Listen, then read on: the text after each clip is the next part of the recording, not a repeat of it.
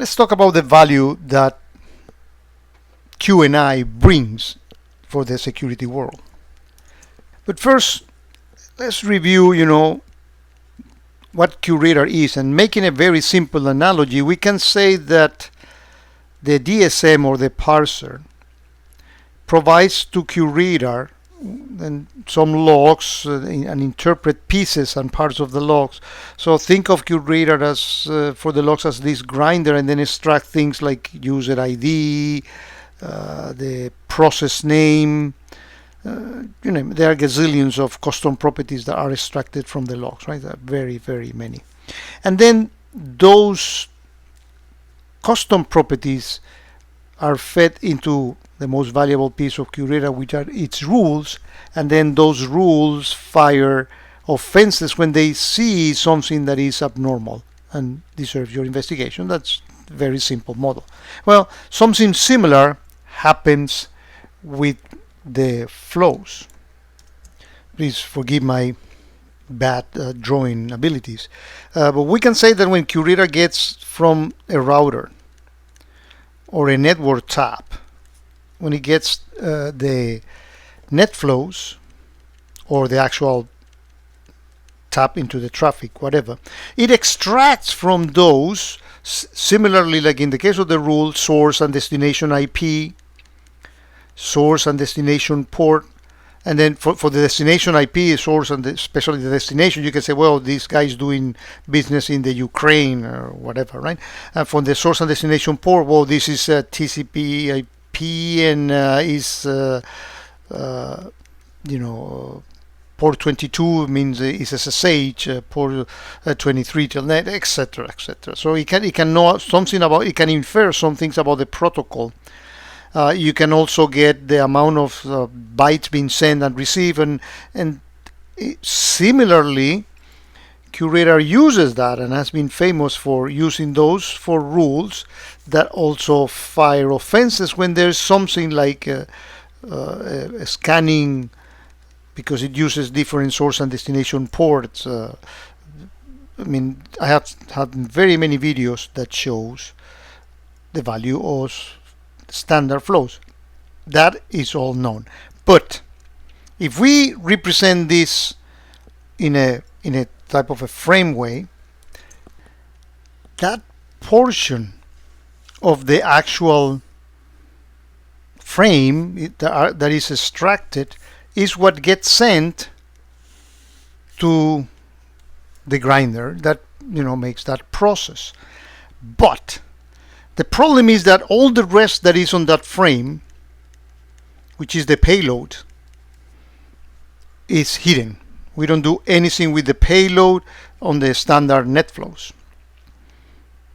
And by the way, this first portion that we have here, the one that we send, that is never encrypted because the traffic needs to go through. So what is encrypted is the payload, but not the actual frames, because that needs to be in the clear, so the different routers know how to route the information from here to there. The payload is what can or cannot be encrypted, and that's what lies where the problem is, that there is a whole bunch of different type of attacks that are being hidden inside the actual payload.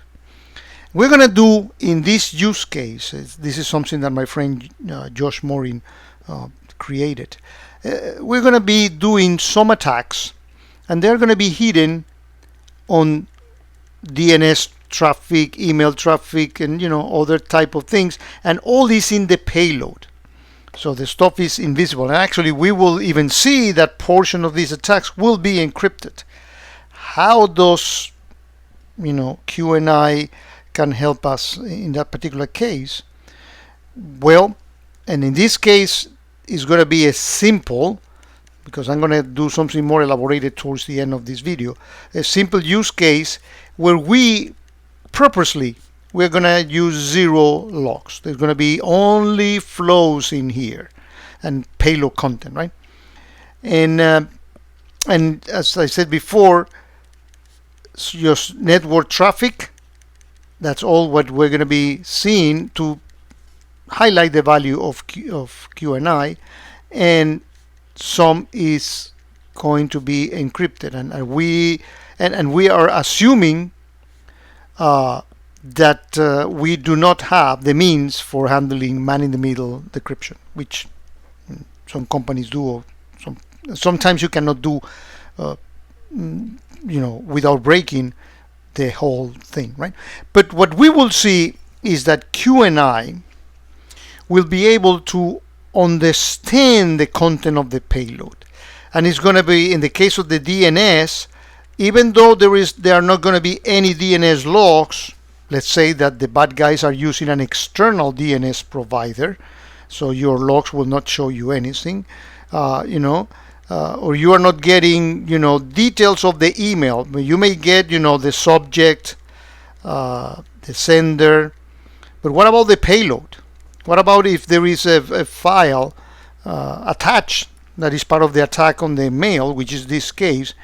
You don't get those on the logs. So are you blinded of that? No, that's precisely what QNI does, because QNI, what it will be doing is it will be analyzing the actual payload and extract fields, and depends on what type of traffic it is, the type of files that will be extracted, and then all that is actually fed to the very same grinder that is used for NetFlows. Same technology, you don't have to duplicate hardware, it's the same stuff that happens, but also, and very important, it will be also computing the file hash of everything that goes across. And it's also that will be sent as an extra field for the NetFlow. So now you can have rules that will work with the QNI rules that work with content that is extracted from the payload that otherwise will be invisible to you. That's what we're going to be showing next. So we have these three offenses, and we can see by the description that there's some COVID stuff related to an email. Somebody has been probably phished with a COVID email. There's an RDP session JA3 fingerprint. We're going to explain what this is all about. This is a way of understanding encryption.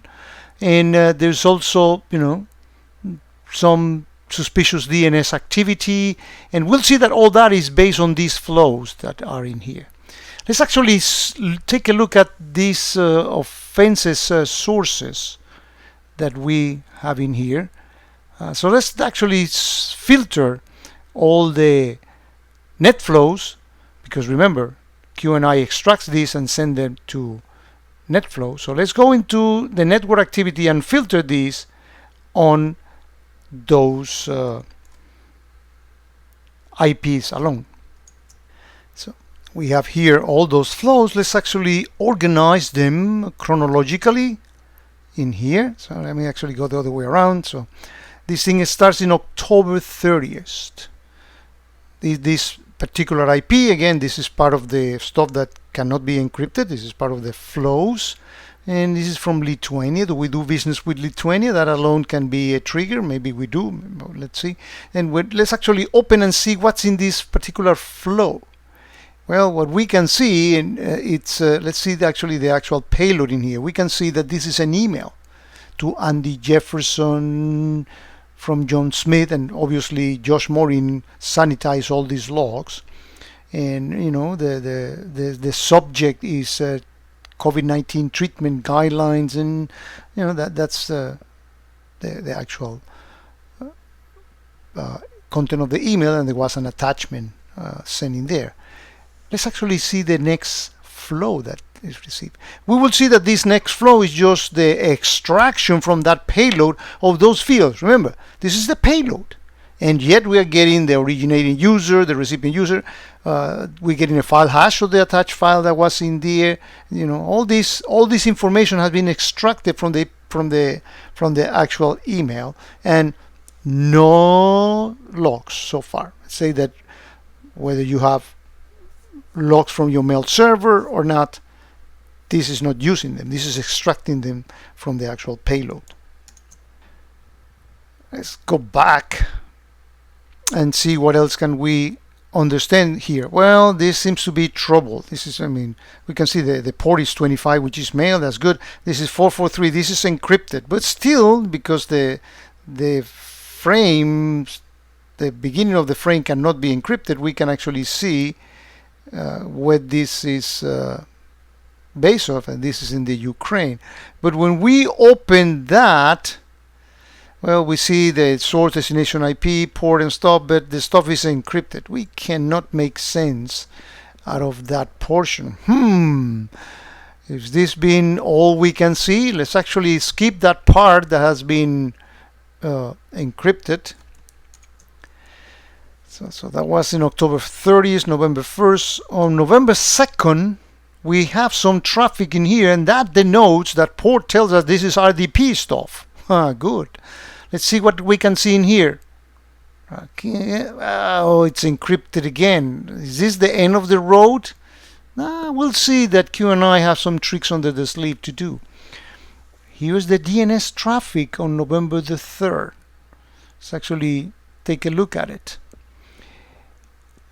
Okay, so Fast Blood Hunter, and we'll see that it actually has determined that this particular DNS, this particular URL that the DNS resolved is actually malicious. So getting this that's a suspicious DNS traffic that we saw before, and that's port 53. That seems to be consistent with what we actually saw.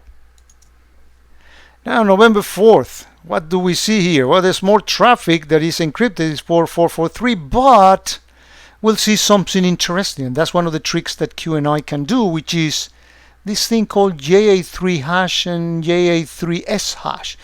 And what this is something that this is a technology that actually was created by the folks from Salesforce that basically identifies uniquely the client, and that's the JA3 hash, as well as the servers. To illustrate that better, let me actually open a browser and go to a site.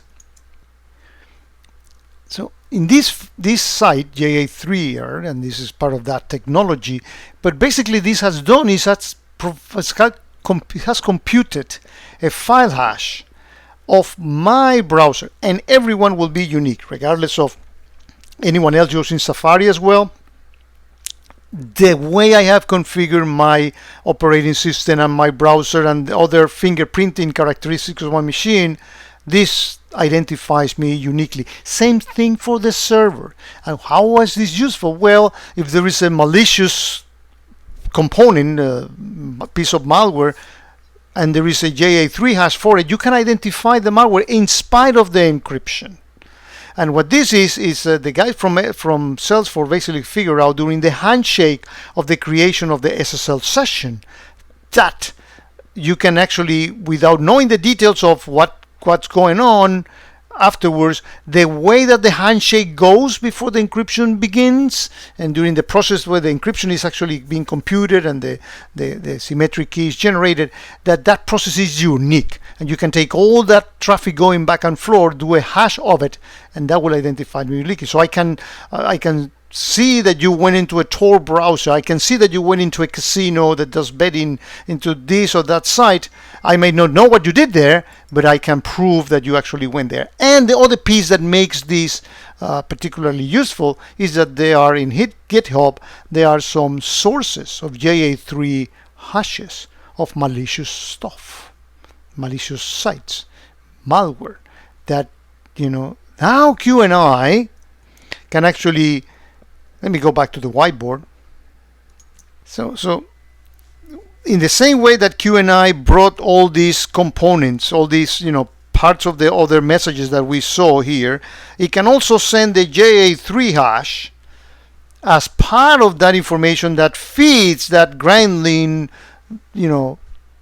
part which is QRadar's engine, and then base if that JA3 hash is in one of the hashes that QRadar has, then an offense will fire because it's proved that he went to that site.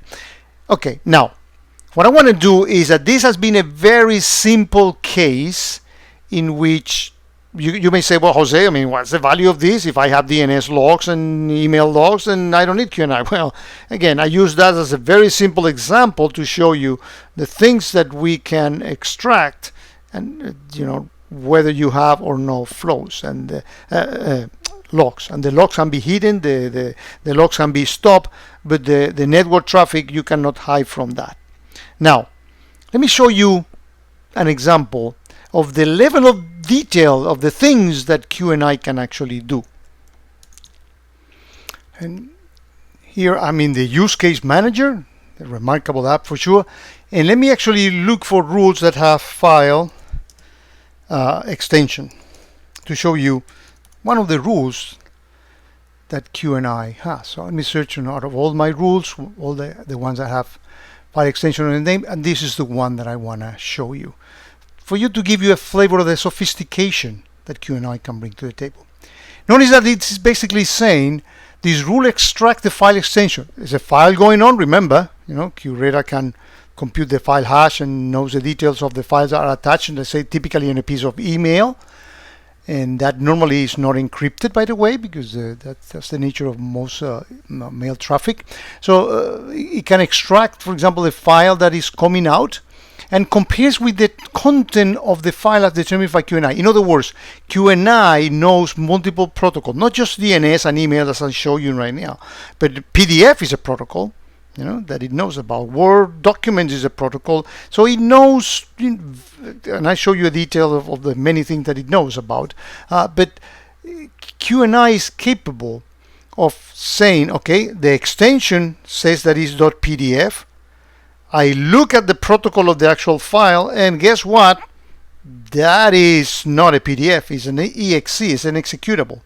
And this is when this beautiful rule fires, saying there is something that is being hidden in here. And here's an example of the txt file, and it's not a txt file. But and we can no need for you to understand the logic; it just work, and that's part of the level of sophistication that QNI. And here we can see, tactics and techniques that are mapped to that, and we can actually see that change default file association.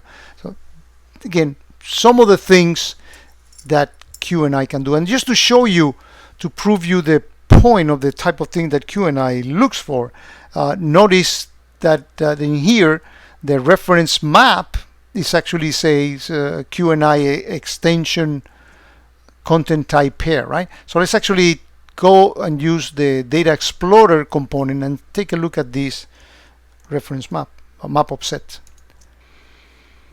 Okay, so I'm using the data management tool in here, and when I go to maps offsets, actually I can even see it here. Notice that the amount of things that QNI knows about it, 1,230 types of extension. And this, this is zip. I recognize that one, and you can see the list goes on. So it looks at all this extension, it understands the protocol, and it can find, well, what seems to be this is not really such, and that denotes the type of sophistication that you can get when you have the capability of understanding the content of the payload, something that otherwise will be missing. One final point is that you may say, well, I have some network technology that can do similar things, Jose. Fine, but that may do it on a separate screen. So this becomes even better when you combine the information that you get from the network and the actual logs. Otherwise, you will be looking at two screens, and you will have to do the correlation on your head, which nobody can actually do that with the volumes of traffic that we have. So I hope that this long video gives you a fairly good explanation of how QNI works and the value that it brings. I have additional videos on the QNI subject.